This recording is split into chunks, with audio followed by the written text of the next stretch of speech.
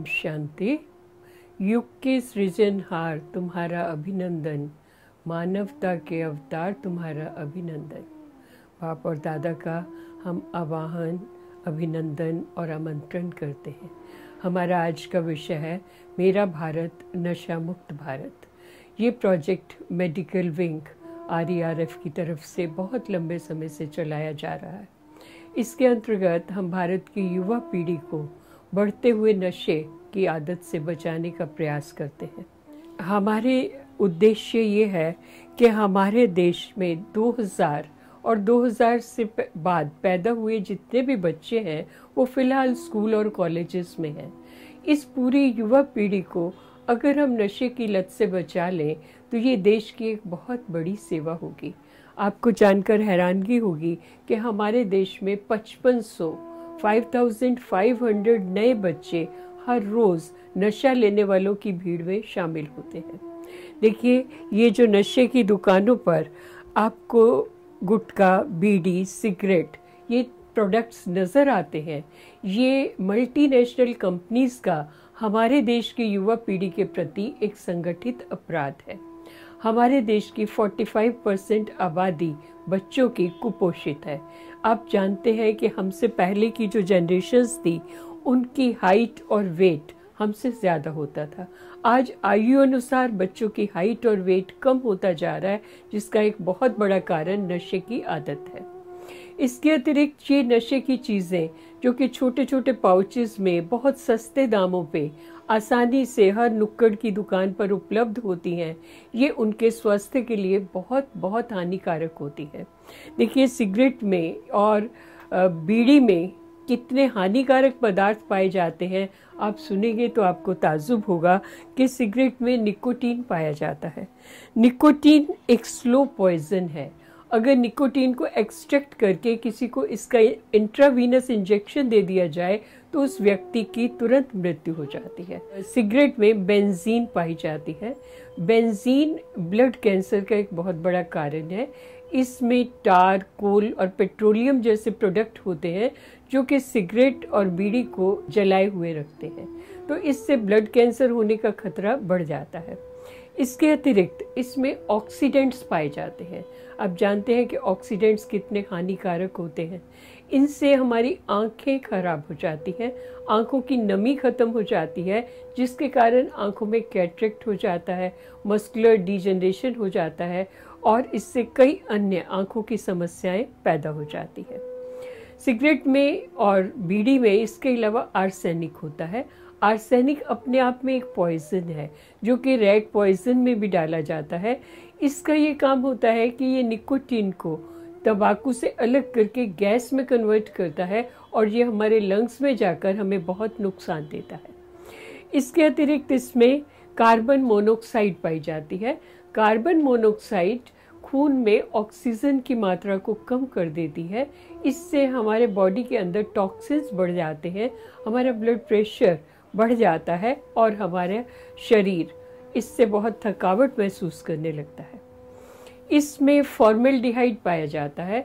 Formaldehyde एक ऐसा product है जो कि डेड बॉडीज़ को प्रिजर्व करने के लिए यूज़ होता है, बहुत नुकसानदायक होता है।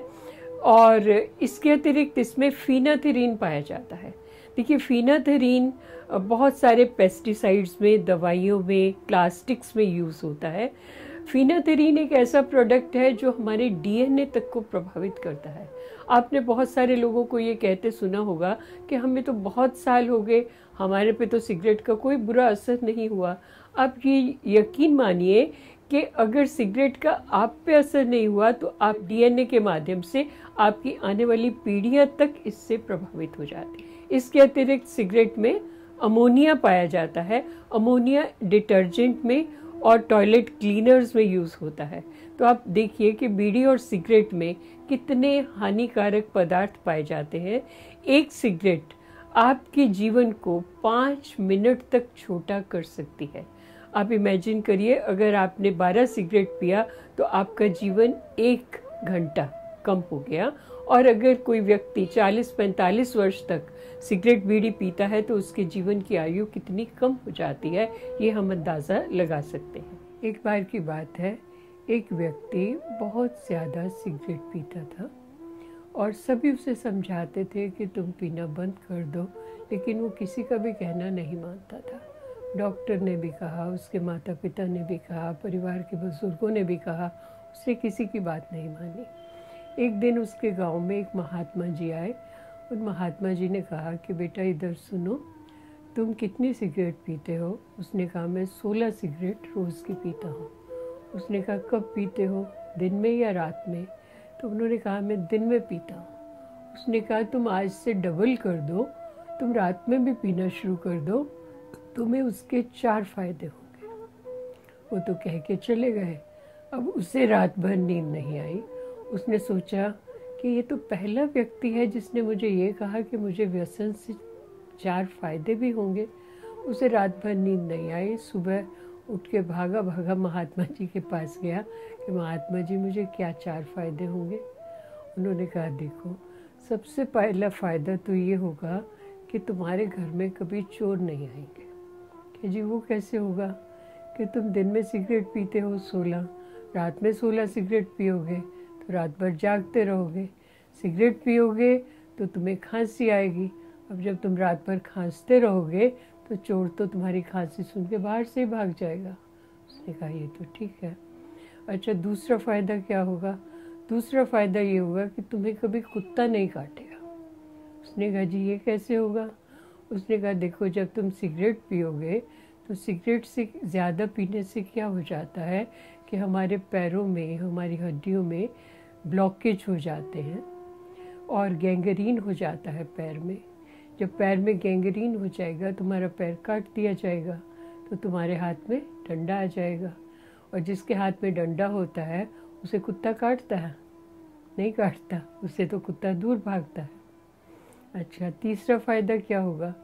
तीसरा फ़ायदा ये होगा कि तुम्हारे घर के लोग पावरफुल हो जाएंगे और तुम्हें लेके डोली में घूमेंगे। कि जी ये कैसे होगा? कि जब तुम इतना सिगरेट पियोगे तुम्हारा दूसरा पैर भी खराब हो जाएगा, वो भी कट जाएगा, तो तुम्हें डोली में लेके घूमेंगे और तुम तो कोई काम कर नहीं पाओगे। तुम अपनी पावर ऑफ अटॉर्नी उन्हें दे दोगे तो वो पावरफुल हो जाएंगे और तुम्हें लेके डोली में घूमेंगे। अच्छा, चौथा फ़ायदा क्या होगा? चौथा फ़ायदा ये होगा कि तुम कभी बूढ़े नहीं होगे। उसने कहा वो कैसे? कि जो भी सिगरेट पीता है, एक सिगरेट एक व्यक्ति के जीवन को 6 मिनट तक कम कर देती है। तो आपकी आयु कम हो जाएगी, 10 से 15 वर्ष तक आपकी आयु कम हो जाएगी। तो तुम 40-45 की उम्र में तुम मर जाओगे, तुम बूढ़े ही नहीं होंगे। कितने अच्छे 4 फायदे हैं। तो भाई और बहनों, सिगरेट, बीड़ी, तंबाकू सभी व्यसन इतने हानिकारक हैं जो कि हमारे जीवन की यात्रा को कम कर देते हैं और हम अपने परिवार, जिसको हम इतना प्यार करते हैं, अपने बच्चों को जिन्हें हम इतना प्यार करते हैं, हम उनकी प्रॉपर देखभाल भी नहीं कर पाते। ब्रह्मा कुमारी जैसे इस्लाम, क्रिश्चियनिटी, हिंदुइज्म, बौद्धिज्म है, इसी तरह से क्या ब्रह्मा कुमारीज भी कोई धर्म है? तो हमें ये भी स्पष्ट करना है कि ब्रह्मा कुमारीज कोई रिलीजन नहीं है। ब्रह्मा कुमारीज एक स्पिरिचुअलिटी है, एक आध्यात्मिकता है। जितने भी सर्वे हुए हैं उसमें ये पाया गया कि वर्तमान में पूरी दुनिया में करीब 4,500 भिन्न भिन्न धर्म पाए जाते हैं। और आप देखिए, जितनी जितनी हमारी जागरूकता धर्मों के प्रति बढ़ी है, उतनी उतनी समाज में और ज़्यादा गिरावट आई है। क्योंकि धर्म हमें ईश्वर का कैसा रूप दिखाता है कि जैसे ईश्वर एक फियरफुल गॉड है जो हमेशा हमें दंडित करने के लिए बैठा है। हमने कोई कर्म कांड किया, एक क्रिया करना भूल गए तो ईश्वर ने हमें दंड दे दिया। हमने कोई मंत्र पढ़ा, उसका उच्चारण हम ठीक से नहीं कर पाए तो हमें उसका फल नहीं मिलेगा, हम दंडित हो जाएंगे। देखिए, जितनी जितनी धर्मों के और कर्म कांड के प्रति हमारी जागरूकता बढ़ी है, उतना उतना प्रैक्टिकली हम ईश्वर से दूर होते गए हैं। ब्रह्मा कुमारीज एक आध्यात्मिकता है जो हमें ये बताती है कि ईश्वर हमारा एक बहुत प्यारा पिता है जो हमें अनकंडीशनली प्यार करता है। तो ब्रह्मा कुमारी वो स्पिरिचुअलिटी है जो सारी दुनिया को एक छत के नीचे बिठा देती है। जब आप यहाँ पर आते हैं तो आप किस धर्म के हैं, किस जाति के हैं, किस गोत्र के हैं, कोई भी नहीं पूछता। और वो ईश्वर हमारा इतना प्यारा पिता है कि इस अर्थ प्लेनेट पे चलने के लिए उसने हमें एक गाड़ी दी है। देखिए, जैसे आप मून पे जाते हो तो आपको एक स्पेस सूट पहनना पड़ता है, क्योंकि मून पे ग्रेविटी नहीं होती, आप वहाँ पर वॉक नहीं कर सकते, बहुत भारी सूट आप पहनते हैं। इसी तरह जब आत्मा परम धाम से सृष्टि रूपी रंगमंच पर अपना पार्ट बजाने के लिए आती है तो उसे एक शरीर रूपी गाड़ी ईश्वर देता है इस प्लेनेट पे काम करने के लिए। इस गाड़ी की कम से कम कीमत जो साइंटिस्ट ने एस्टिमेट की है वो 220 करोड़ रुपए है। 220 करोड़ रुपए की ये गाड़ी है, तो आप ये सोचिए कि इस गाड़ी में हमें कितना रिफाइंड पेट्रोल डालना होगा। आज हम क्या करते हैं, इस गाड़ी में हम क्या क्या डालते हैं हम सब जानते हैं। अब देखिए, आपका कोई फ्रेंड अगर आपको सिर्फ 5 लाख की एक मारुति कार गिफ्ट में देता है तो हम कितने खुश हो जाते हैं कि हमें 5 लाख की गाड़ी मिली है। और वो गाड़ी अगर पेट्रोल की है तो आप मुझे बताइए कि आप उसमें डीजल डालेंगे? नहीं डालेंगे ना, क्योंकि डीजल डालेंगे तो उसका इंजन खराब हो जाएगा, वो नहीं चलेगी। अब आप कल्पना कीजिए इस 220 करोड़ रुपए की गाड़ी में कितना रिफाइंड पेट्रोल आपको डालना चाहिए। और हम क्या कर रहे हैं, चलते फिरते इस गाड़ी को एक धुएं का इंजन बना देते हैं। वो तो गाड़ी को हम पेट्रोल पंप पे जाके खड़ा करते हैं, फिर उसमें पेट्रोल डलवाते हैं।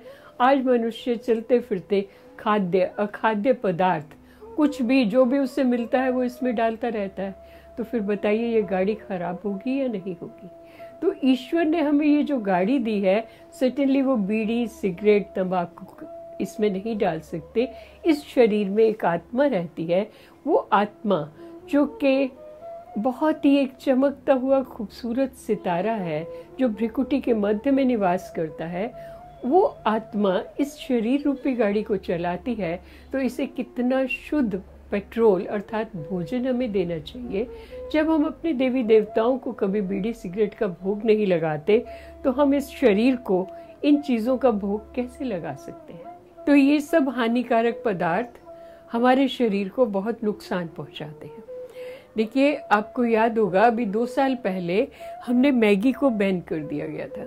मैगी को खाने से किसी व्यक्ति की मृत्यु नहीं हुई थी, केवल ये पाया गया था कि उसमें MSG और लेड की मात्रा परमिटेड मात्रा से थोड़ी सी ज़्यादा है, इसलिए मैगी को बैन कर दिया गया था। फिर देखिए, आपको याद होगा अभी 5 साल पहले करीब 10 मिलियन नोकिया की बैटरीज को रिकॉल कर लिया गया था। एक विशेष नंबर की बैटरीज जो मोबाइल में लगती थी वो रिकॉल कर ली थी, ताकि ये खतरा था कि कोई बैटरी फट जाएगी और किसी व्यक्ति की मृत्यु हो जाएगी। किसी एक भी व्यक्ति की मृत्यु उन बैटरी के फटने से नहीं हुई थी, लेकिन हमने 10 मिलियन बैटरीज को वापस बुला लिया था। इसी तरह चाइना में बच्चों के मिल्क प्रोडक्ट्स में मेलामिन नाम का एक प्रोडक्ट पाया गया था, और वो टेस्ट करने पे ये दिखता था कि उसमें प्रोटीन की मात्रा काफ़ी ज़्यादा है, लेकिन वो बहुत हानिकारक था। उससे 6 बच्चों की मृत्यु हो गई थी, इसलिए उसे बैन कर दिया गया था। फिर आप देखिए, भारतवर्ष में अगर एक जंबो जेट क्रैश होता है तो लोकसभा में क्वेश्चन उठ जाता है, एक जंबो जेट में कितने लोग होते हैं? 300, 350। और भारतवर्ष में 8 जंबो जेट के बराबर, आप देखिए 8 जंबो जेट के बराबर करीब 3000 लोग हर रोज मृत्यु का ग्रास बन रहे हैं। और उसका एक कारण है टोबैको। और हम में से कोई भी इसको बैन करने के लिए तैयार नहीं होता, हम इसे छोड़ने के लिए भी तैयार नहीं होते। टोबैको हमारे देश में एक एशियन सुनामी की तरह है, जिससे 10 लाख लोगों की प्रति वर्ष मृत्यु होती है। 10 लाख, 43 लाख लोगों को हार्ट प्रॉब्लम्स हो जाती हैं, 37 लाख लोगोगों को फेफड़ों की बीमारियां हो जाती हैं, 2 लाख लोग कैंसर का शिकार हो जाते हैं, और 27,761 करोड़ रुपया गवर्नमेंट का इन तंबाकू और उससे संबंधित बीमारियों पर खर्च हो जाता है। तो ये एक एशियन सुनामी की तरह से है। इन सब का एक कारण है टोबैको। तो तंबाकू हमारे देश का नंबर 1 दुश्मन है और हम इसे प्रत्यक्ष या अप्रत्यक्ष किसी भी रूप में हम इसे समर्थन नहीं दे सकते। देखिए, जितने भी तंबाकू लेने वाले भाई बहनें होते हैं, अगर आप उनसे बात करें तो वो बहुत ही सरल हृदय व्यक्ति होते हैं। जैसे सिगमंड फ्राइड ने कहा है कि सभी व्यसनी योगी होते हैं। देखिए, और उनका अर्थ है कि व्यसन का अर्थ है कि सही चीज़ की गलत जगह तलाश करना। देखिए, हमारे पास जो भी भाई बहन आए जो कि टोबैको लेने वाले हैं, तो हमें उनको कैसे डील करना है। देखिए, ये सब लोग प्यार के और भावना के भूखे होते हैं, क्योंकि समाज या परिवार उन्हें सम्मान और सत्कार नहीं देता। देखिए, जैसे कि आप बैंक में जाते हैं, आपका बैंक में एक अकाउंट होता है। अगर आपके बैंक अकाउंट में 100 रुपया हो और आप बैंक मैनेजर को कहें कि आप उसे 10,000 रुपये एडवांस दे दें, तो क्या बैंक मैनेजर आपको देगा? नहीं देगा। दोबारा कहेंगे तो वो आपकी तरफ देखेगा भी नहीं और आपको बैठने को भी नहीं कहेगा। जैसे हमारा बैंक अकाउंट होता है, इसी तरह हर 2 लोगों के बीच में एक इमोशनल बैंक अकाउंट होता है, जिसे हम भावनात्मक बैंक अकाउंट भी कह सकते हैं। जब हम किसी व्यक्ति को अप्रिशिएट करते हैं, मोटिवेट करते हैं, उसकी तारीफ करते हैं, हम उसके बैंक अकाउंट में जमा करते हैं।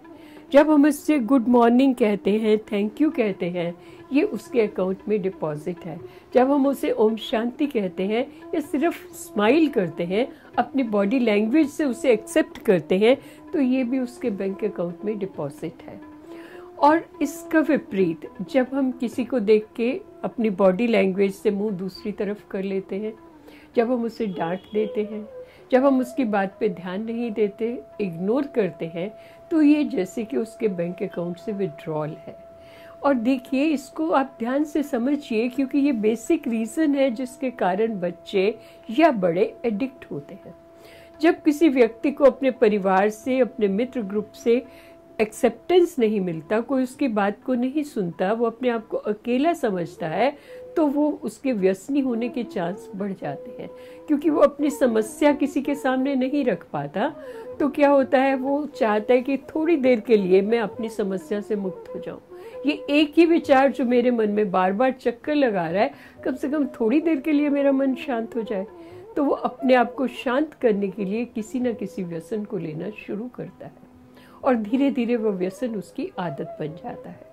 तो कारण क्या है कि उसको सही चीज़ क्या चाहिए थी? शांति। थोड़ी देर के लिए शांति चाहिए थी और उस शांति के लिए उसने किसी व्यसन को अपनाया।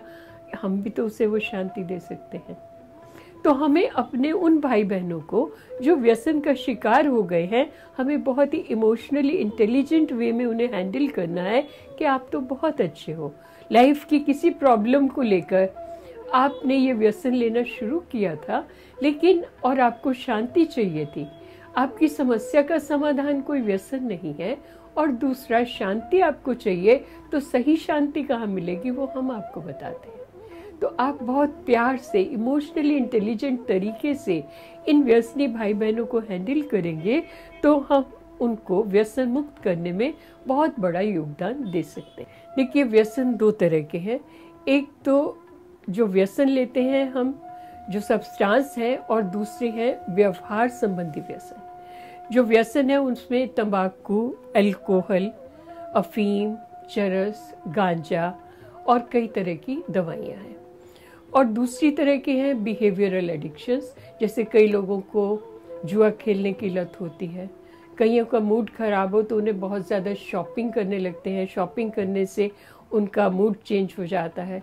कई लोगों को इंटरनेट और मोबाइल का एडिक्शन होता है, भोजन खाने का एडिक्शन बहुत लोगों को होता है, और कई लोगों को रिलेशनशिप, वर्चुअल रिलेशनशिप बनाने का भी एडिक्शन होता है।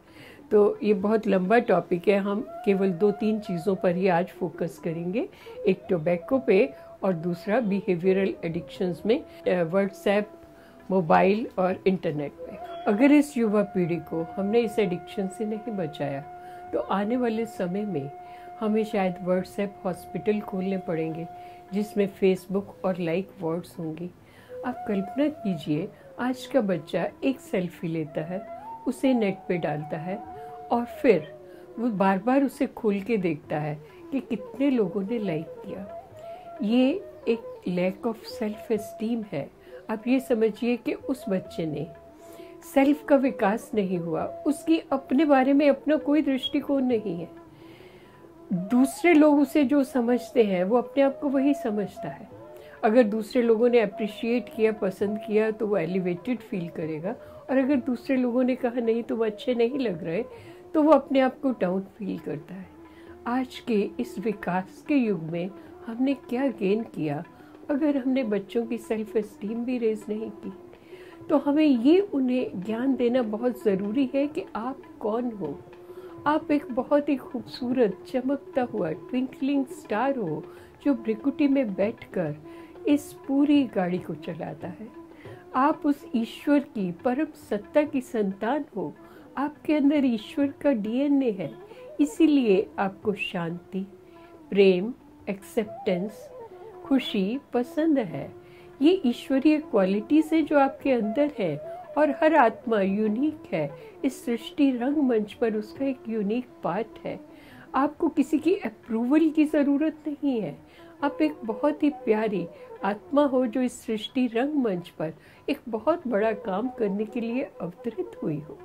तो इस तरह से बच्चों का सेल्फ एस्टीम रेज करेंगे तो उन्हें कभी भी एडिक्शन की ज़रूरत नहीं होगी, और वो अपने जीवन को दूसरों की पसंद या नापसंद पर निर्भर नहीं करेंगे।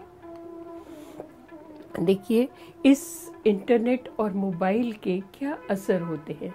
आप जानते हैं कि हमारे ब्रेन में इंटरक्रेनियल फ्लूइड होता है, तो जो रेडिएशन है छोटे बच्चों में 75% रेडिएशन उनके ब्रेन में पेनिट्रेट करता है।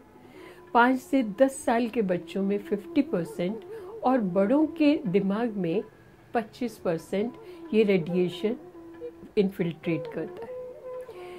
आजकल एक फैशन हो गया है कि एक बच्चा रो रहा है और हम उसे मोबाइल पकड़ा देते हैं, और ये मोबाइल के वाइब्रेशन उसकी स्कल से पेनिट्रेट होकर उसके शरीर में जाते हैं। इसके कारण क्या होता है, बच्चे में फैटीग हो सकती है, उसमें थकान हो सकती है, सर दर्द हो सकता है, उसके कानों में गूंजने की आवाज़ आ सकती है, उस बच्चे के बोन्स में पेन हो सकता है, उसका मेमोरी लॉस हो सकता है, और यहाँ तक कि कैंसर होने की संभावनाएं भी बहुत बढ़ जाती हैं। तो बहुत ज़्यादा मोबाइल इंटरनेट का यूज़ बहुत हानिकारक है, और विशेष तौर पर छोटे बच्चों में। अब देखिए, मैं और आप, हम ओबामा से ज़्यादा अमीर तो नहीं हैं। आपको याद होगा, ओबामा जो कि 2 बार अमेरिका के प्रेसिडेंट रहे हैं, उनकी 2 बेटियां हैं। उन्होंने अपनी बेटियों को उनके 17th बर्थडे पे मोबाइल गिफ्ट करे, अर्थात 16 साल की आयु तक उन्होंने अपने बच्चों को मोबाइल नहीं दिया।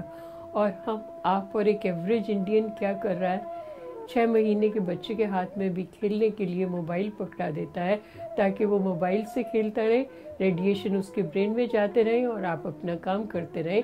और उस बच्चे को सारी जीवन कौन संभालेगा? आपने ही संभालना है। तो हमें इस मोबाइल और इंटरनेट से अपने आप को, अपनी युवा पीढ़ी को, और विशेष तौर पर यंग जनरेशन को बचाने की बहुत अधिक आवश्यकता है। तो एक व्यक्ति कहता है कि मैं तो ज़्यादा नहीं, सिर्फ 5 रुपये नशे पे रोज़ खर्च करता हूँ।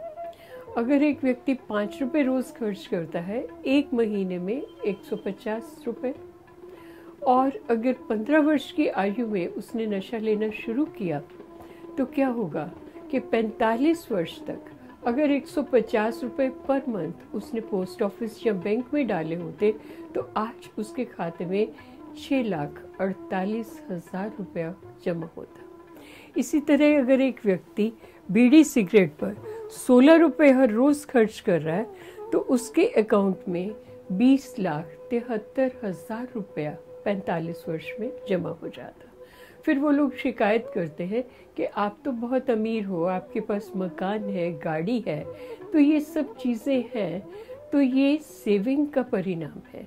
तो हमें बचपन से ही बच्चों में सेविंग की भी आदत डालनी है। इसी तरह एक व्यक्ति अगर हर रोज़ 75 रुपये नशे पे खर्च करता है, तो 45 वर्ष में उसके पास 97,30,000 रुपया जमा हो जाता है।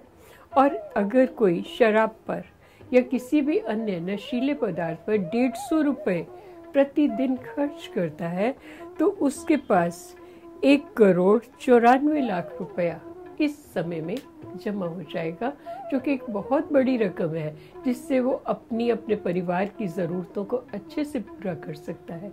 तो हमें अपने भाई बहनों को विशेष तौर पे युवा पीढ़ी, उनमें सेविंग की आदत डेवलप करनी है, तो वो अपने जीवन के लाइफ स्टैंडर्ड को बहुत अधिक बढ़ा सकते हैं।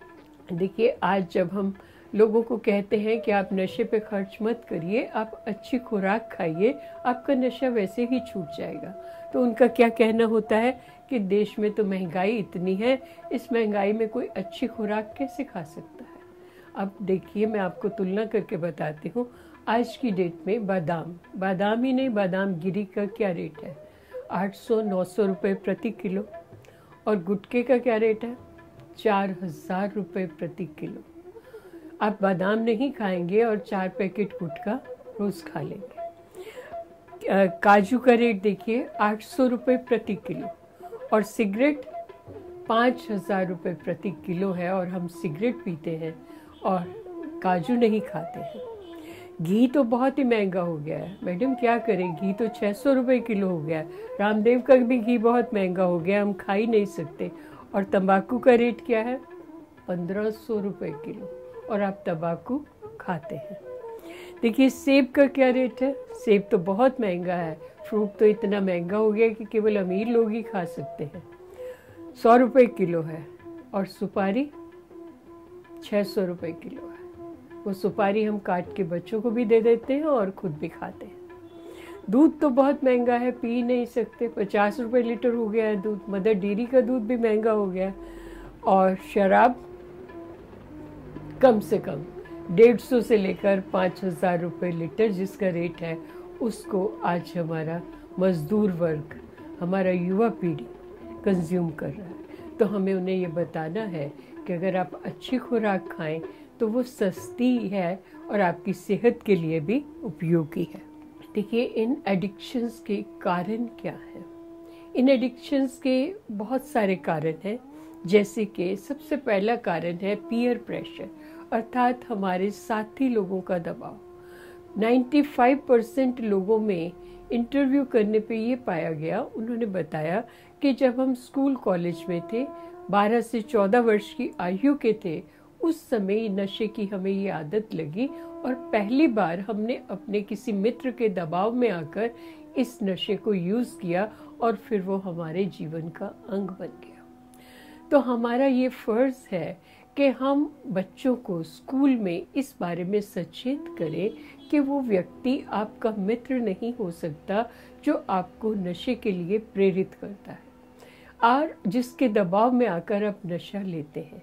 तो हमें इस बात के लिए उनके अंदर एक विल पावर क्रिएट करनी होगी कि किसी भी गलत चीज़ को वो यस ना कहे। देखिए, यस कहना, हाँ जी कहना हमारी पर्सनैलिटी का विशेष तौर पे इंडियन कॉन्टिनेंट में एक बहुत इम्पोर्टेंट एस्पेक्ट कहा जाता है। हम बड़ों के सामने ना नहीं कहते, आंख उठाकर उनकी तरफ नहीं देखते, लेकिन अब हमें बच्चों को ये सिखाना होगा कि नो कहना भी उनकी पर्सनैलिटी का बहुत बहुत इम्पोर्टेंट पार्ट है। किसी भी गलत चीज़ के लिए स्ट्रांगली नो कहने की उनमें आदत होनी चाहिए, भले कुछ समय के लिए वो उस समय अकेले ही क्यों ना हो जाएं, उनको कोई मित्र ना रहे, लेकिन परिवार तो उनका मित्र है। तो हर बात परिवार से शेयर करें और गलत चीज़ों के लिए पहली बार ही नो कहना सीखें, क्योंकि व्यसन एक ऐसी दलदल है जिसमें एक बार किसी व्यक्ति का पांव फिसल जाता है तो उसका उभरना बहुत मुश्किल होता है। मैं आपको एक छोटी सी यहाँ पे स्टोरी सुनाती हूँ। एक डॉक्टर था, वो एक स्लम में काम करता था, गंदी बस्तियों में, और बहुत सारे उसके आसपास हॉस्टल्स के बच्चे आते थे जो उससे कहते थे कि उन्हें इंट्रावीनस ड्रग का इंजेक्शन दे दे, और उन कॉम्प्लिकेशंस को लेके भी आते थे। तो उस डॉक्टर उनसे कहता था, क्या है, तुम ऐसा क्यों करते हो नशा, तुम इससे बाज क्यों नहीं आ सकते। तो एक दिन एक रॉबियस सा बच्चा था, उसने कहा, डॉक्टर साहब एक बार आप लेके देखो ना, अब हमें रोज़ कहते हो, प्लीज़ एक बार आप भी लेके देखो। और डॉक्टर का भी क्या बुरा वक्त था, उसने भी एक दिन वो इंजेक्शन ले लिया। वो मैरिजुआना का इंजेक्शन था जिसको लेने के बाद हेलुसिनेशन होने लगते हैं, किसी और ही दुनिया में लोग उड़ने लगते हैं। वो डॉक्टर एक बार लेने के बाद उस नशे का ऐसा आदी हो गया कि उसकी प्रैक्टिस ही छूट गई और आज वो भिखारी के रूप में उसी स्लम में उनके साथ घूमता हुआ नजर आता है। तो पहली बार ही नो कहने की बहुत स्ट्रॉन्ग आदत हमें अपने युवा पीढ़ी में डेवलप करनी है। इसके अलावा एडिक्शंस का एक बहुत बड़ा कारण है कि वो इजीली अवेलेबल है, वो इजीली एक्सेसिबल है, वो इजीली अफोर्डेबल है, अर्थात आसानी से मिल जाते हैं और उनकी कीमत भी इतनी होती है कि वो कोई भी पे कर सकता है। 5 रुपये 10 रुपये के स्टार्ट हो जाते हैं। तो हम इसकी अवेलेबिलिटी, अफोर्डेबिलिटी को तो अफेक्ट नहीं कर सकते। हम क्या कर सकते हैं, इसकी एक्सेप्टेबिलिटी को चेंज कर सकते हैं कि वो फ्री में भी मिल रहे हों तो भी बच्चे उससे हाथ न लगाएं। हमें उनको इतना जागरूक करना है, ये हमारी भारत की युवा पीढ़ी के प्रति जिम्मेदारी है। इसके अलावा आउट ऑफ फैशन भी लोग एडिक्शंस लेने लगते हैं कि ये एक फैशन है। पहले समय में आपको मालूम है कि पिक्चर्स में ये एक पॉपुलर ट्रेंड था कि अमिताभ बच्चन को बीड़ी पीते हुए दिखाते हैं। अब जिस ब्रांड की बीड़ी अमिताभ बच्चन ने पी, वो बीड़ी तो करोड़ों रुपए में बिक गई। तो क्या ये लैक ऑफ सोशल रिस्पॉन्सिबिलिटी नहीं है उन लोगों के पार्ट पे जिनको मालूम है कि उनकी फॉलोवर्स करोड़ की है? इसके अतिरिक्त मेंटल टेंशन के कारण कई लोग इंजेक्शन लेते हैं और आपको ताज्जुब होगा कि चाइना जैसे कंट्रीज में इजीली ये स्कूल्स में रखे होते हैं इंजेक्शन, और एग्जाम से पहले बच्चा उस रूम में जाके वो इंजेक्शन ले सकता है मेंटल टेंशन से, एग्जामिनेशन टेंशन से फ्री होने के लिए। भारतवर्ष एक ऐसा देश है जिसमें हमारे इतने महान महात्मा, गुरु लोग, मनीषी लोग हुए हैं जिन्होंने हमें टेंशन फ्री लाइफ दिया है। ब्रह्मा कुमारी इसका लाइफस्टाइल एक टेंशन फ्री लाइफस्टाइल है। हम उन्हें टेंशन फ्री कर सकते हैं। दवाइयाँ, एडिक्शन किसी भी टेंशन का इलाज नहीं है। और अपनी समस्याओं को सॉल्व करने के लिए हम अपनी बीके सिस्टर्स की हेल्प लेके आसानी से अपने जीवन की समस्याओं को सॉल्व कर सकते हैं। इसके अतिरिक्त परिवार में होने वाला तनाव, वो भी एक बहुत बड़ा कारण है जिसके कारण लोग एडिक्शन लेते हैं। इसके लिए हम फैमिली काउंसलिंग कर सकते हैं, और अगर सभी लोग राजयोग मेडिटेशन का अभ्यास किसी परिवार में करते हैं तो उस परिवार में तनाव, झगड़ा या संबंधों संबंधी समस्याएं, रिलेशनशिप प्रॉब्लम्स कभी भी नहीं होंगी। जो पीयर प्रेशर के कारण बच्चे एडिक्शन लेते हैं, उनका एक कारण ये भी होता है कि उन्हें होता है कि उनका ग्रुप उन्हें रिजेक्ट कर देगा, वो अकेले रह जाएंगे, और इसलिए वो भाव में आकर एडिक्शन लेते हैं। तो बच्चों को हमें इस एस्पेक्ट पे रिगरस ट्रेनिंग देने की ज़रूरत है। देखिए 89% पिक्चर्स 2004 और 5 से पहले जो बनती थी उसमें किसी न किसी रूप में टोबैको का एडवर्टीजमेंट होता था, और इसलिए गवर्नमेंट ऑफ इंडिया ने इस संबंधी कई एक्ट पास किए। तो हमारे रोल मॉडल कौन हो सकते हैं? हमारे रोल मॉडल वो नहीं हो सकते जो पिक्चर्स में टोबैको लेते हैं और युवा पीढ़ी के लिए एक उदाहरण बनते हैं। हमारे role model APJ Abdul Kalam, Vivekananda जैसी हस्तियां हमारे रोल मॉडल हो सकते हैं। APJ अब्दुल कलाम की पहचान इसलिए नहीं है कि वो कोई मुस्लिम थे, बल्कि उनकी पहचान इसलिए है कि वो प्रेसिडेंट ऑफ इंडिया थे, वो मिसाइल मैन ऑफ इंडिया थे। उनके नाम के आगे अगर हम डॉक्टर लगाएं तो हमें डॉक्टर 30 टाइम्स लगाना पड़ेगा। उन्होंने 30 PhDs की है। तो हमारे रोल मॉडल वो हो सकते हैं। हमारे रोल मॉडल विवेकानंद जैसे मनीषी हो सकते हैं जिन्होंने भारत को पूरे विश्व में एक विश्व गुरु की उपाधि दिलाई, और उस समय जबकि भारत गुलाम था उस समय भी धर्म संसद में जाकर गीता को जो सम्मान दिलाया। हमारे रोल मॉडल वो होंगे। हमारे रोल मॉडल पिक्चर के लोग नहीं हो सकते। तो पिक्चर्स में इसकी एडवर्टीजमेंट को लेकर जो बहुत चीज़ें बढ़ी, उसके लिए फिर पूरी दुनिया के देशों ने मिलकर यूएन में 1987 में ये डिसाइड किया कि एक टोबैको के बारे में जागरूकता पैदा करने के लिए world no tobacco day celebrate किया जाए। तो 31 मई को हर वर्ष ये दिन सेलिब्रेट किया जाता है। उस दिन 24 घंटे के लिए अर्थ प्लैनेट को टोबैको फ्री रखा जाता है। 24 घंटे के लिए टोबैको न बेचा जाता है न कंज्यूम किया जाता है।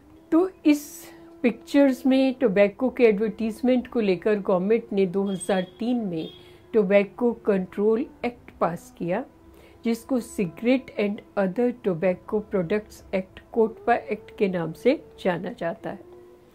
इस एक्ट के according first of all public places में टोबैको का प्रयोग करना वर्जित है।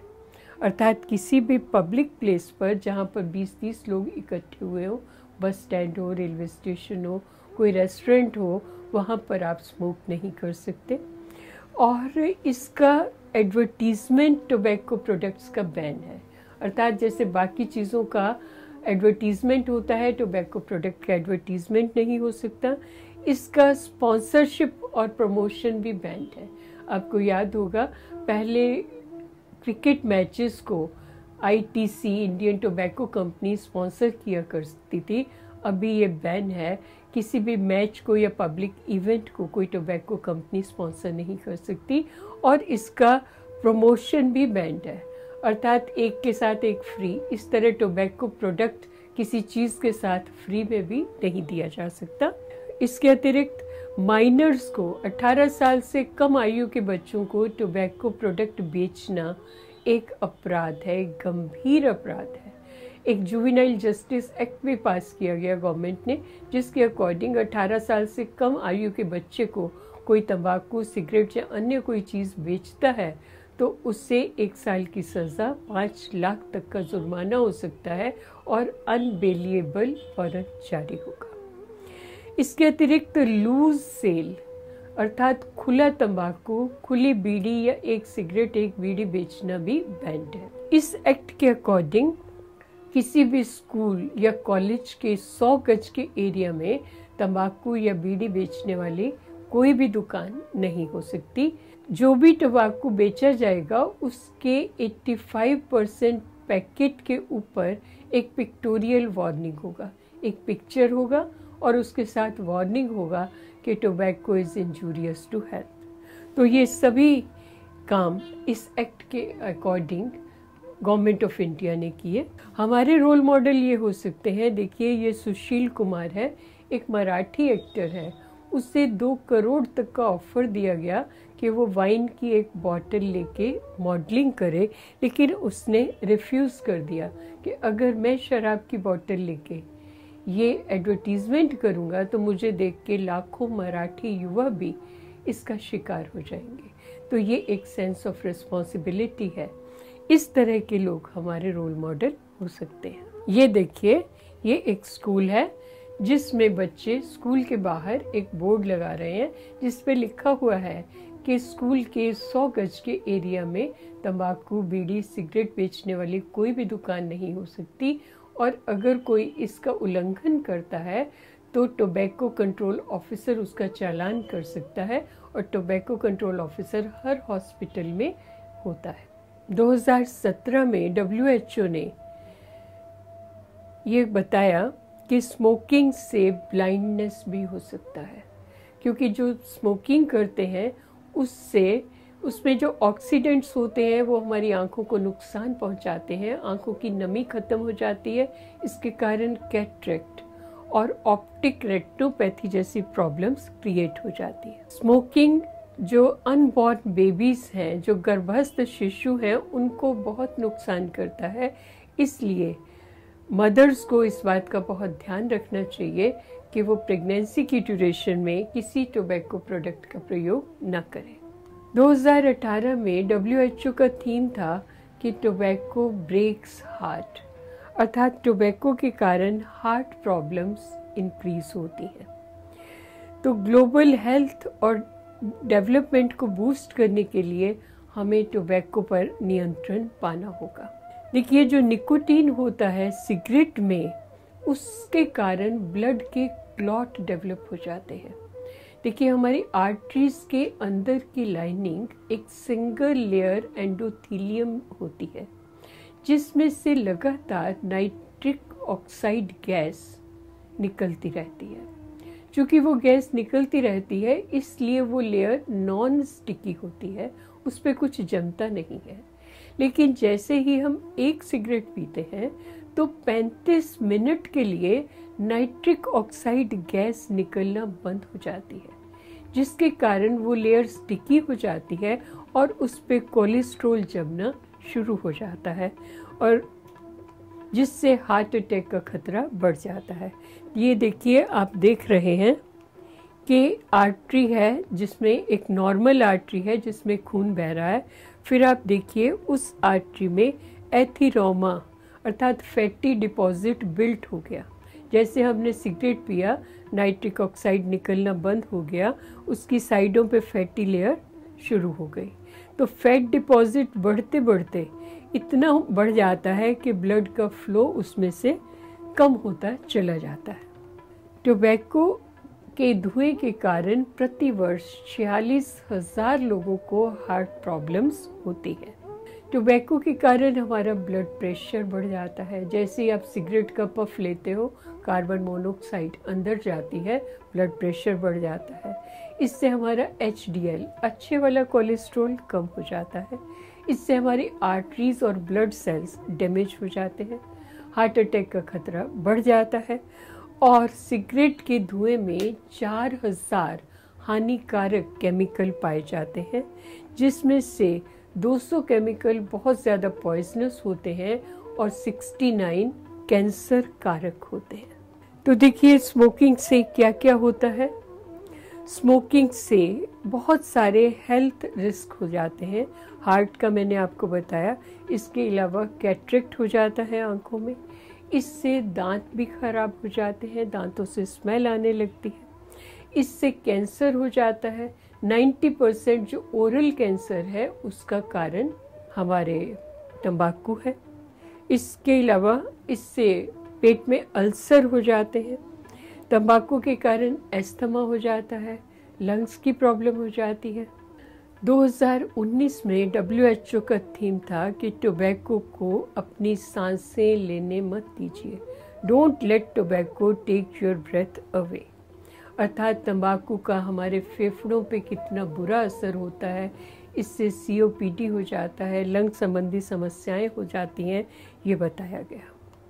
अगर हम तंबाकू की तुलना, तंबाकू से होने वाली मृत्यु की तुलना HIV, एड्स या TB से करें तो आप पाएंगे हर 6 मिनट में 2 लोगों की मृत्यु हो जाती है। और अगर आप TB के कारण देखें तो TB के कारण हर 3 मिनट में 2 लोगों की मृत्यु होती है। और आप तंबाकू को लें तो तंबाकू में हर मिनट 2 व्यक्तियों की मृत्यु होती है। देखिए, जो नशा है, सबसे पहले लोग एक नशा लेना शुरू करते हैं और उसके बाद दूसरे नशे लेने स्टार्ट हो जाते हैं। 5500 नए बच्चे जो इस भीड़ में शामिल होते हैं, उनकी एवरेज आयु 12 वर्ष 3 मास होती है, जिसमें वो तंबाकू लेना शुरू करते हैं। फिर इसके बाद 13.5 वर्ष की आयु में वो लोग भांग, गांजा, कैनाबिस लेना शुरू करते हैं। और उसके बाद करीब 13.25 वर्ष की आयु में वो अल्कोहल लेना शुरू करते हैं। और फिर इंजेक्शंस और अन्य चीज़ों का प्रयोग 15 वर्ष की आयु में शुरू कर देते हैं। तो ये हमारे देश के लिए एक बहुत ही खतरनाक ट्रेंड है, जिससे हमें युवा पीढ़ी को बचाना है। और अगर यही ट्रेंड चलता रहा तो आने वाले समय में कहीं ऐसा ना हो जाए कि हमारे छोटे छोटे बच्चे भी इसका शिकार हो जाएं। आज भी कई सिटीज़ में ये देखने में पाया गया कि बहुत छोटे छोटे बच्चे जो माँ के साथ उंगली पकड़ के चल रहे हैं, कहीं रास्ते में सिगरेट या बीड़ी का बट नज़र आता है तो वो उठाकर पीना शुरू कर देते हैं। तो हमें इस युवा पीढ़ी को इससे बचाना है। अभी मैं आपको थोड़ी सी केस स्टडीज़ बताती हूँ। देखिए, ये एक 9 साल की बच्ची है। इसके माता पिता तंबाकू खाते थे। उसने भी ज़िद किया कि मुझे भी तंबाकू खाना है, तो उसके पेरेंट्स ने कहा नहीं, तुम छोटी हो, अभी तुम सुपारी खा लो। तो उन्होंने उसे बीटल नट काट के दे दिया। उस बच्ची ने 3-4 साल की आयु से खाना शुरू कर दिया। आज उसकी आयु 9 वर्ष है और देखिए उसके मुंह की ओपनिंग 9 मिलीमीटर है, अर्थात उसका मुंह ठीक से खुलता नहीं है, वो कुछ खा नहीं सकती। देखिए ये 12 साल का बच्चा है। ये बच्चा 20 पाउच गुटखा रोज खाता था। 4 साल तक इस बच्चे ने गुटखा खाया और आज उसका मुंह 0 mm ओपनिंग है। देखिए गुटखे के बारे में आपको बताऊं, गुटखा एक ऐसा प्रोडक्ट है जो पूरी दुनिया में कहीं भी नहीं बिकता, केवल और केवल भारतवर्ष में ही बिकता है। गुटखे के बनाने में बहुत ही डेंजरस केमिकल्स डाले जाते हैं और इसमें छिपकली का चूरन भी मिलाया जाता है। गुटखे को खाने से हमारे मुंह के दोनों तरफ गांठें हो जाती हैं, जिसे सब म्यूकस फिब्रोसिस कहते हैं, और इसके कारण मुंह का खुलना बिल्कुल बंद हो जाता है। धीरे धीरे कम होते होते बंद हो जाता है। जैसे आप देखिए, एक नॉर्मल व्यक्ति के मुंह में 4 उंगली सीधी जाती है। जैसे जैसे गुटखा खाने लगते हैं तो फिर 2, फिर 1 और फिर 1 उंगली भी जानी बंद हो जाती है। और अगर ऑपरेशन करके इसका इलाज भी कर दिया जाए तो वो दोबारा से डेवलप हो जाता है और ये दोनों तरफ जो गांठें बन जाती हैं मुंह के, वो कैंसरस हो जाती हैं और इन बच्चों का जीवन खतरे में आ जाता है। इसलिए गुटखा बहुत ही डेंजरस प्रोडक्ट है। गुटखे के बारे में आपको बताऊं कि अगर आप गुटखे के एक पैकेट को पानी में डाल दें और उससे रात भर रखा रहने दें, उसमें एक ब्लेड भी डाल दें, तो सुबह आप देखेंगे कि उस ब्लेड के भी छोटे छोटे पीसीस हो जाएंगे। तो आप देखिए, जो गुटखा इतना हानिकारक है कि वो हम किसी ब्लेड को भी काट सकता है, वो हमारे शरीर का क्या करता है। फिर आप ये देखिए, ये एक 16 साल का बच्चा है जो क्रिकेटर बनना चाहता था। उसने पिछले 6 वर्षों से सिगरेट पीना शुरू कर दिया और आज उसे 3rd स्टेज का कैंसर है और उसे ये हैबिट अपने फादर से मिली। ये एक 22 वर्ष का बच्चा है, ग्रेजुएट था, पायलट बनना चाहता था और उस अपने परिवार में सबसे बड़ा था, परिवार की जिम्मेदारी उस पे थी और आज उसे 4थी स्टेज का माउथ कैंसर है और उसने 10 साल का था जब से ये गुटखा लेना शुरू किया। तो इस तरह इन बच्चों में मैंने ये भी देखा है कि अगर इनका इलाज कर दिया जाए, इनका जो कैंसरस पार्ट है उसे निकाल दिया जाए, तब भी ये नॉर्मल लाइफ लीड नहीं कर पाते, क्योंकि इनके मुंह से लगातार सलाइवा टपकता रहता है, इनकी आवाज़ गार्गलिंग हो जाती है और कोई भी अपने जीवन जीने लायक काम भी ये नहीं कर पाते। परिवार की रिस्पॉन्सिबिलिटी उठाना तो दूर, वो अपने आप भी समाज के लिए और परिवार के लिए एक बोझ बन जाते हैं। देखिए, ये आप फोटो देख रहे हैं, ये कैंसर किसी के गले में है, किसी के जॉ में है, किसी के गाल में है, किसी के टीथ में है। ये विभिन्न स्टेजेस हैं कैंसर की। और ये टाटा मेमोरियल में ये वाला केस पाया गया जिसके गले में कैंसर था। वो निकोटीन का इतना एडिक्ट था कि उसने गले से भी सिगरेट पी के दिखा दिया। जब डॉक्टर एक तरफ गया तो उससे इतना एडिक्शन था। तो ये एडिक्शन इतनी डेंजरस हो सकती है। देखिए, पूरे दुनिया में टोबैको की क्या स्थिति है। अब देखिए, 7 मिलियन डेथ पूरे विश्व में प्रति वर्ष टोबैको के कारण हो रही हैं और 1.2 million in addition second hand smoke से हो रही है। भारतवर्ष में 10 लाख डेथ प्रति वर्ष टोबैको के डायरेक्ट और इनडायरेक्ट यूज़ के कारण है। देखिए, सेकेंड हैंड स्मोक क्या है? सेकेंड हैंड स्मोक वो है कि जब आप सिगरेट नहीं पी रहे लेकिन आपके चारों तरफ पीने वाले दूसरे लोगों का धुआं आप इनहेल कर सकें। जैसे परिवार में कोई और स्मोक कर रहा है और धुआं परिवार की महिला या बच्चों तक पहुंच रहा है। किसी पब्लिक प्लेस में दूसरे व्यक्ति स्मोक कर रहे हैं, उसका धुआं आप तक आ रहा है, ये सेकेंड हैंड स्मोक है। और अभी एक और कॉन्सेप्ट है जिसे 3rd हैंड स्मोकिंग भी कहते हैं। थर्ड हैंड स्मोक वो है कि जिस कमरे में कोई व्यक्ति स्मोकिंग करता है उस कमरे के पेंट पे, पर्दों पे, फर्नीचर पे एक लेयर जम जाती है। फॉरेन कंट्रीज़ में अगर आप जाते हैं और आप कमरा होटल में बुक करते हैं तो आपसे पूछेंगे कि आपको कैसा कमरा चाहिए। तो अगर आप नॉन स्मोकर हैं तो आपके कमरा थोड़ा महंगा होगा और स्मोकर्स को स्मोकर्स वाला कमरा ही दिया जाता है। तो थर्ड हैंड स्मोक भी हमें बहुत अफेक्ट करता है। तो भारतवर्ष में भी बहुत लोगों की डेथ प्रतिवर्ष सेकेंड हैंड या पैसिव स्मोकिंग से होती है। देखिए, ब्रह्मा कुमारीज ने इस पे एक अध्ययन किया कि मेरा भारत व्यसन मुक्त भारत, जो कि मैंने शुरू में बताया, इसके अंतर्गत 25 राज्यों और 2 केंद्र शासित प्रदेशों के करीब 3000 भाई बहनों के साक्षात्कार पर यह अध्ययन किया गया। इस अध्ययन में ये पाया गया कि हमने जिन लोगों को राजयोगी जीवन शैली का अभ्यास कराया उसमें से 97% लोगों ने बिना किसी साइड इफ़ेक्ट के पूरी तरह से व्यसनों को छोड़ दिया। वो कोई भी व्यसन था, तंबाकू था, बीड़ी था, गुटखा था या अन्य शराब थी या अन्य कोई भी व्यसन था। और 3% लोग जो वापस लौट गए उनके बारे में हम नहीं कह सकते, लेकिन 97% लोग जो बीके बने वो पूरी तरह व्यसन मुक्त हो गए। ये देखिए, एक एग्जाम्पल मैं आपको दिखाती हूँ। आप श्री त्रिलोचन बग्गा जी हैं, गोंडिया डिस्ट्रिक्ट से हैं। आप लेफ्टिनेंट मजिस्ट्रेट थे और 40 साल पुराना एडिक्शन आपने एक दिन में छोड़ा। आप लोग सेंटर आए, आके यहाँ का ज्ञान प्राप्त किया और आपको एहसास हुआ कि मैं तो एक बहुत पवित्र आत्मा हूँ। मैं एक 5-6 फुट के शरीर में रहने वाली आत्मा इस 3 इंच की बीड़ी और सिगरेट की गुलाम कैसे हो सकती हूँ। आप अपने जीवन में 2 पैग अल्कोहल, 2 पैकेट सिगरेट, 25 तंबाकू के पान रोज़ खाते थे, जुआ खेलते थे और नॉन वेज खाते थे। और बीके बनते ही आपने इन तमाम व्यसनों को छोड़ दिया और आज 80 साल की एज में भी आपने यहाँ से डिप्लोमा किया है और अभी भी रेगुलरली संस्था में हर वर्ष यहाँ भी आते हैं और डेली राजयोग का अभ्यास करते हैं। तो ऐसे हमारे पास हज़ारों की संख्या में भाई बहन हैं जिन्होंने व्यसनों से मुक्ति पाई है।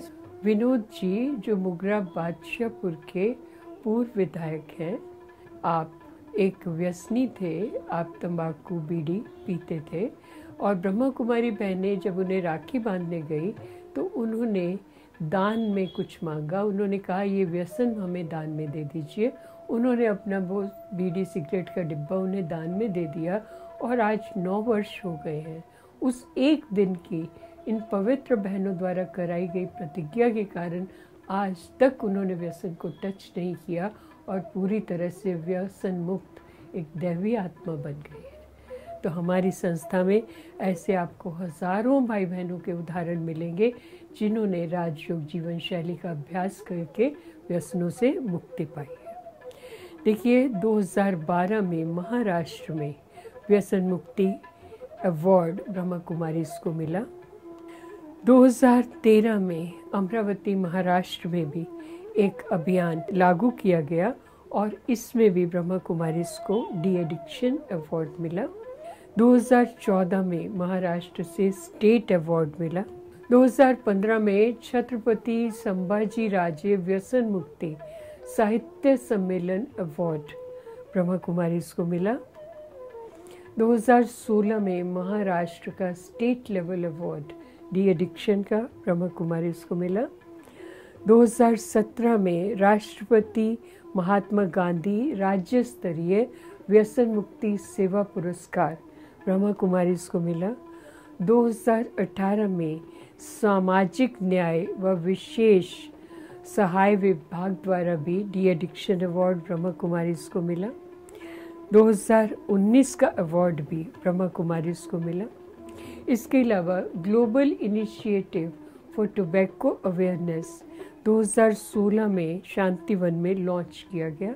2018 में राजस्थान में de addiction award medical wing को मिला, जिसमें वहाँ के स्वास्थ्य मंत्री मेडिकल विंग के इंचार्ज बनारसी भाई जी को ये अवार्ड और प्रशस्ति पत्र देकर सम्मानित किया। उड़ीसा में हमारी बहनों ने वहाँ के जनजातीय क्षेत्रों में जाकर काम किया।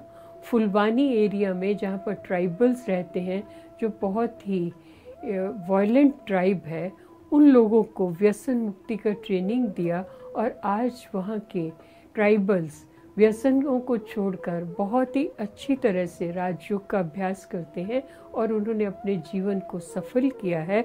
उसको देखकर वहाँ से प्रसन्न होकर वहाँ के चीफ सेक्रेटरी ने उन्हें प्रशस्ति पत्र प्रदान किया। तो एडिक्शंस को अगर कोई छोड़ना चाहे, उसका मैनेजमेंट बहुत ही सहज होता है कि अगर हम हेल्दी और बैलेंस्ड डाइट लेने शुरू करें। एडिक्शन उन क्षेत्रों में भी ज़्यादा पाए जाते हैं जहाँ पर निर्धनता बहुत है। लोग सुबह ही थोड़ा सा तंबाकू या कुछ इस तरह के प्रोडक्ट खाकर अपने काम पे चले जाते हैं, नाश्ता नहीं करते और उसके कारण भी उनका स्वास्थ्य खराब होता है। तो अगर हेल्दी स्वास्थ्यवर्धक खुराक लोगों को दी जाए तो भी वो एडिक्शन से फ्री हो सकते हैं। रेगुलर एक्सरसाइज का भी इसमें बहुत बड़ा योगदान है। हमें प्रतिदिन कुछ ना कुछ एक्सरसाइज भी करनी है और इन लोगों की काउंसलिंग बहुत इम्पॉर्टेंट है। अगर व्यसनी व्यक्ति को आप तैयार कर लेते हैं मेंटली कि वो एडिक्शन छोड़ने को तैयार हो जाता है, तो वो व्यसन आसानी से छोड़ सकता है। और व्यसन छोड़ने के लिए अगर वो मेंटली प्रिपेयर है तो उसके विड्रॉल इफ़ेक्ट्स को कंट्रोल करने के लिए बहुत तरह की दवाइयाँ उपलब्ध हैं, लेकिन वो दवाइयाँ प्रशिक्षित डॉक्टरों द्वारा ही दी जानी चाहिए। हर स्टेट में नो टोबैको सेल है जो छोड़ने वाले लोगों को ऑनलाइन भी और उनके जाने पर उन्हें दवाइयाँ देकर भी इससे मुक्त करने का प्रयास करता है। और सबसे अच्छा उपाय है राजयोग मेडिटेशन, जिससे आप इन व्यसनों से मुक्त हो सकते हैं। देखिए, राजयोग मेडिटेशन क्या है? आप एक चमकती हुई आत्मा है जो भ्रिकुटी के मध्य निवास करती है। ये आत्मा एक बहुत ही पवित्र आत्मा है जो परमात्मा की संतान है। जैसे देखिए, आपका ये शरीर है, आपकी शक्ल सूरत आपके माता पिता से मिलती है, इसी तरह मुझ आत्मा की शक्ल सूरत भी मेरे बाप परमात्मा से मिलती है। जैसे माता पिता की क्वालिटीज़, उनका आँखों का कलर, उनके शरीर की बनावट, हाइट हमारी माता पिता पे जाती है, इसी तरह मुझ आत्मा के जो गुण हैं, प्रेम, पवित्रता, ज्ञान, शक्ति, ये सभी गुण भी परमात्मा की देन है। ये परमात्मा का डीएनए हर आत्मा के अंदर है। और जब हम अपने इन अलभ्य खजानों को आंतरिक यात्रा द्वारा एक्सप्लोर करते हैं तो ये गुण आत्मा में ऑटोमेटिक आने लगते हैं। जब हम परमात्मा के सानिध्य में अर्थात अपने फादर के सानिध्य में केवल कुछ एक मिनट के लिए ही बैठते हैं तो परमात्मा का ज्ञान, उसकी पवित्रता, उसकी शांति, उस पर हमारे घर की शक्तियाँ वो मुझ आत्मा में प्रवेश करने लगती हैं। मेरे अंदर सभी आत्माओं के प्रति एक स्नेह की भावना, एक प्यार की भावना उत्पन्न होती है, एक आंतरिक खुशी अनुभव होती है और जीवन में एक अर्थ नज़र आने लगता है। हम इस दुनिया में आए, हम किस लिए आए, हमारे जीवन का उद्देश्य क्या है, मैं कौन हूँ, किसकी संतान हूँ, किस लिए आया हूँ। जीवन के इन मूलभूत प्रश्नों का अनुभव और इनके उत्तर हमें जब मिलने लगते हैं तो स्वतः ही हमारी ये आंतरिक यात्रा हमें बाहरी दुनिया के तमाम प्रलोभनों से, उसकी नेगेटिविटी से दूर ले जाती है। तो राजयोग का ये अभ्यास हमारे जीवन को बहुत पावन और निर्मल बनाता है। और यही अभ्यास जब हम 5 मिनट के लिए भी अपने छोटे छोटे स्कूली बच्चों को कराते हैं तो स्वतः ही वो इस तरफ आकर्षित होते हैं और हम उन्हें व्यसन मुक्त करने में बहुत बड़ी सहायता कर सकते हैं। परमात्मा कौन है? परमात्मा एक परम सत्ता है जिसके रहने का एक निश्चित स्थान है। परमात्मा कण कण में व्यापक नहीं है, बल्कि उसके रहने का एक स्थान है जो परम धाम है। परमात्मा जो सभी एक वो पावर हाउस है जिससे सभी आत्माओं को शक्ति मिलती है, जीवनदायिनी शक्ति मिलती है। परमात्मा ज्ञान का भंडार है। आज तक कोई भी व्यक्ति इस प्रश्न का उत्तर नहीं दे पाया था, who am I and where am I, मैं कौन हूँ और मैं इस शरीर में कहाँ निवास करता हूँ। परमात्मा ने आकर हमें ये सहज ज्ञान दिया। वो पहेली जो वर्षों से उलझी हुई थी, मैं कौन हूँ, कहाँ से आया हूँ, परमात्मा कौन है, इस नॉलेज के ना होने के कारण हम अनेक धर्मों, मतों, मतांतरों में उलझ गए थे।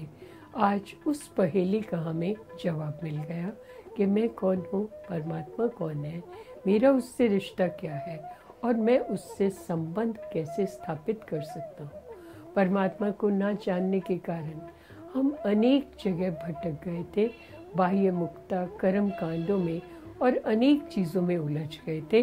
परमात्मा के सही परिचय को पाने के बाद हम इस सभी भटकन से मुक्त होकर उसके सानिध्य का अनुभव करके जीवन में सुख, शांति और संतुष्टता का अनुभव करते हैं। परमात्मा प्यार का सागर है, उसे हमसे कुछ नहीं चाहिए, वो हमें अनकंडीशनल प्यार करता है। तो ईश्वर के बारे में जो हमारी भ्रांति थी, खौफनाक चीज़ है जो हमेशा दंडित करता रहता है, हमारी वो भ्रांतियाँ दूर होती हैं। ईश्वर शांति का सागर है, ईश्वर आनंद का सागर है जो हमारे जीवन में प्रेम, प्यार और आनंद भर देता है और उसकी पवित्रता को पाकर आत्मा पुनः अपने वास्तविक स्वरूप को प्राप्त करती है।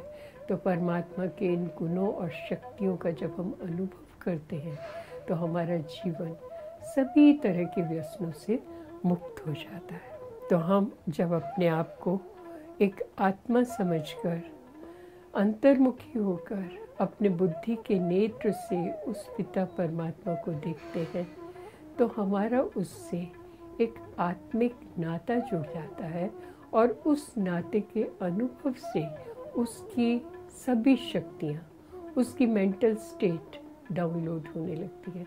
जैसे हम किसी व्यक्ति को जो बहुत दुखी है उसे याद करते हैं तो उसकी वो अवस्था हमारी भी होने लगती है, हम भी उसके दुख का अनुभव करने लगते हैं।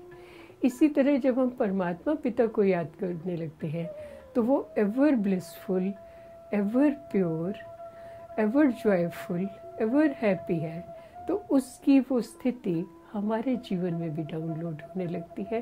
तो हम अपने जीवन में भी ज्ञान, प्रेम, पवित्रता, आनंद, खुशी, शक्ति का अनुभव करने लगते हैं। तो हम स्वतः ही और सहज ही सभी मुश्किलों को पार करके सभी तरह के व्यसनों से मुक्त हो सकते हैं। व्यसनों की आदत को लेकर मैं आपको एक छोटी सी कहानी सुनाती हूँ। एक व्यक्ति एक बार जंगल में रास्ता भूल गया। बहुत दूर तक उसे कुछ नज़र नहीं आ रहा था, काफ़ी दूर चलता रहा। अंत में उसे एक महल नज़र आया। वो वहाँ पर गया, भूखा था, प्यासा था। उसने दरवाज़ा खटखटाया। एक बहुत ही सुंदर महिला निकल के आई। उसने कहा कि मुझे रोटी पानी चाहिए, मैं बहुत भूखा प्यासा हूँ। उन्होंने कहा कि ठीक है, आपको सब कुछ मिलेगा, लेकिन एक शर्त है। उसने कहा क्या शर्त है? कि मैं हर रोज़ आपको एक धागा बांधूंगी। उसने कहा ये तो कोई बड़ी बात नहीं है, ठीक है, मुझे मंजूर है। तो वहाँ पर वो चला गया। उन्होंने उसे खाना खिलाया, अच्छे से रखा, सब वो सुख से रहने लगा। वो हर रोज़ उसे सब कुछ देती और शाम को एक धागा उसे बांध देते। आराम से रहने लगा, उसे सब कुछ भूल गया, बड़ा खुश था वहाँ पर। और समय बीतते बीतते 1 साल गुजर गया। उसे अपने घर की, अपने मित्रों की याद आने लगी। तो उसने कहा कि मुझे अब घर जाना है। उसने कहा कोई बात नहीं, तुम चले जाओ, इस रस्से को तोड़ दो और चले जाओ। उसने कहा ये कौन सी बड़ी बात है। अब उसने जब कोशिश किया तो 365 दिन के धागों का एक बहुत मोटा रस्सा बन गया था। कोशिश करने पर भी वो नहीं टूट रहा था। तो इसी तरह व्यसन भी एक रस्सी की तरह है। कहते हैं धागों का बना रस्सा तोड़ना मुश्किल, आदत जो पड़ गई उसे छोड़ना मुश्किल। तो हमें व्यसनों में जाने से पहले दिन ही ना करना होगा और ऐसी किसी भी आदत को नहीं डालना जो फिर बाद में हमारे जी का जंजाल बन जाए। कौन कहता है खुदा बंदे से दूर है, दिल में झांक कर देखो उसी का नूर है। आसमां पर बैठकर सुनता है सबकी दुआ, इसीलिए खुदा के नाम से मशहूर है। आज आप सभी मेरे साथ ये शपथ लें कि आज से मैं अपने जीवन में कभी भी किसी भी परिस्थिति में किसी के भी दबाव में आकर किसी भी व्यसन का प्रयोग नहीं करूँगा, ना ही अपने आसपास के लोगों को करने दूँगा। ईश्वर मुझे शक्ति दे। आप सभी मेरे साथ 3 मिनट के लिए राजयोग का अभ्यास करेंगे। सभी अपना शक्तिशाली आत्मा हो। मैं आत्मा इस सृष्टि रंगमंच पर अपना पार्ट बजाने के लिए अवतरित हुई हूँ। इस अर्थ प्लेनेट पर पार्ट बजाने के लिए मुझे एक बहुत सुंदर गाड़ी इस शरीर के रूप में प्रदान की है। मैं आत्मा इस गाड़ी की मालिक हूँ।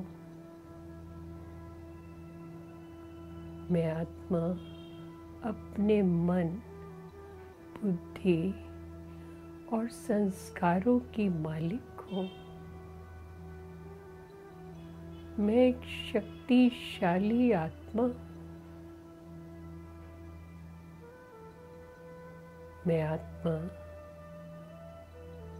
किसी भी बाहरी वस्तु की गुलाम नहीं हो सकती।